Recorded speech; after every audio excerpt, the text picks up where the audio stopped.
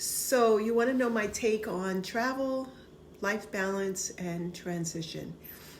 Um, as far as travel goes, I think I got the bug shortly after graduating from college. I was fortunate enough to work for a couple of companies in HR that required that I travel to other cities to make sure offices were doing what they were supposed to.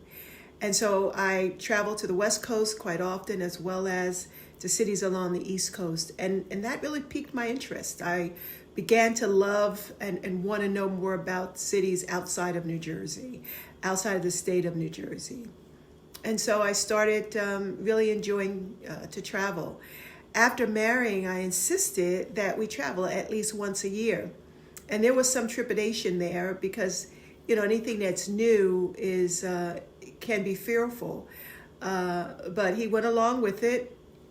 And then once the children came on board, it was important that they travel because travel not only gives you a greater understanding of geography, but it opens your perspective to the way people live, and it also, provides a great amount of understanding on diversity, culture, and so we traveled as often as our money could take us, and Apple Vacation, I know it's still around now, but was a group that or a travel platform that I use quite often, and I would also always select resorts that were luxurious. And the boys loved it. I mean, they loved being around the pool, eating from the pool, at the pool, I should say, the beaches. They had a ball. And I remember being at the Ritz-Carlton, or Carlton Ritz. I always get those confused. And they met Isaiah Thomas and Deion Sanders and was able to get their autographs. So, between the pool and the various excursions, they loved it. But I remember one weekend, you decided to take them to the Poconos, and we stayed in this cabin. And they walked in the room and they said, what are we doing here? We didn't like this because it was really basic, and they weren't used to, being in such a rustic environment. But they made do of it, and we eventually had a great time. Matthew was able to show us how well he knew how to play tennis. So and then I remember one year we'd gone on to a family reunion in South Carolina, and we were all anxious. The boys would be able to see their cousins. This is on my side of the family. And so the following year, they decided to have the family reunion again in South Carolina. And I said, no, we're not going to go back to South Carolina. We've been there once. And, it was the same place. And so we said, no, I want to go somewhere different. There's this huge world. And, this is your vacation for the year. And they weren't all that happy about it because they wanted to see their cousins again. But we went somewhere. I don't even remember where we went. And now, looking back, they said to me, Mom, we're glad that you, held firm. And we did go as many places as we did.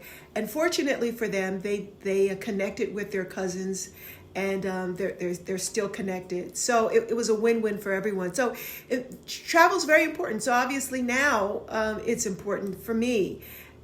It's a passion of mine. It's what brings self-fulfillment. And I think that's what it's all about. You've got to make sure that you're fulfilled in this life that you're living, and we only get one life. And so if you're not going to do what you want to do or what your money can afford for you to do, then what's the sense, Okay, so balance. Let me stay with the boys for a minute as I talk about balance, and then I'll shift it. I remember one birthday. It may have been little Mike's, I don't know, 9th birthday. I'm not sure. And I remember that we celebrated his birthday in church, and it wasn't just one church service. We had a second service, and I remember looking back at him as he was getting out of the car, and I said, "This is the last service." And I said to my former husband, "This is the last service that we're going to spend where our children are in church on their birthday. And he agreed. But it was important for me because kids need balance. Now, I know that there are some children who have been in church all their lives and it didn't affect them. But I was very concerned that so much church would turn them off, especially since they were PK kids. And so I was really hell-bent on making sure that their life was balanced. They had a lot of church. They were in everything the church did, they were involved. And so I had no doubt that they knew who this God was. But they needed to be able to have a life that was balanced, that where they could be involved in activities outside of church, athletics, music, whatever it was. And so for them, it became very important for me, and it still is. And I think that today, they are not walking in God the way we would love for them to. But one thing is for sure, the seed has been planted, and I see it maturing almost every day. And so just like it was with me, when God is ready to draw us, he will draw them. They have a relationship with God. It may not be the kind that we want them to have, but they know him. They know how good he's been. And one day they will totally give their life to him. But then it was a call to be made. And I just couldn't take seeing my children celebrating their birthdays in church. I mean, it felt cruel to me. And you may think differently, but for me, it just didn't seem right. So now shifting to me, balance for me now is being able to enjoy life to its fullest, and whatever that means to me. It could mean, let me first say, at the heart of balance is God. I mean, he is the one that allows me to live and to breathe and to move and to do the things that I do. But I have a career that I'm very happy with, and then I have self-care that I am very feel very strongly about it, and that affords me the opportunity to do the things that I enjoy doing, which is pampering myself. I love restaurants, visiting new restaurants. I love concerts. I love festivals. I love museums. Anything that's artsy, I love. And I love a good book. But I also love my ministry. And so some days it's hard balancing all of it. But as long as it's giving me fulfillment, I'm happy. So I balance my life by filling it with those things that I enjoy doing, those things that I'm purposed to do. And at the core, at the center of it all is God. And it is my life's worship of him that keeps me centered and keeps me moving forward. Transition.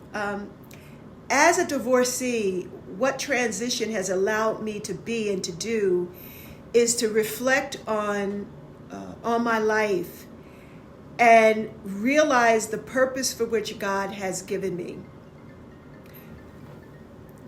God, before time began, knew what my life would be like.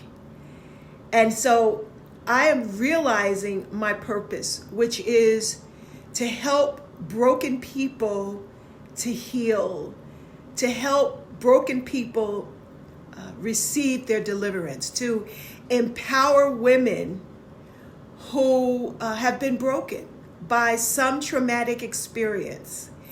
That is my purpose. It's crystal clear. That is what transition did for me. When I was a married woman and first lady, my sole desire were those two things: to be a good wife, to be supportive, to be helpful, and to be supportive and helpful in church. Very little time and effort was spent on what Rhonda wanted. And so now it is an opportunity for me to do not just what Rhonda wants to do, but what God is calling her to do. And it's interesting how life unfolds, and you don't always know where you're going to be when it's unfolding.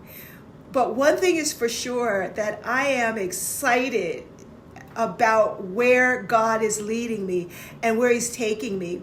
And the one thing that's sure, that is that this travel that I'm doing and the assignment that I have has to do with travel.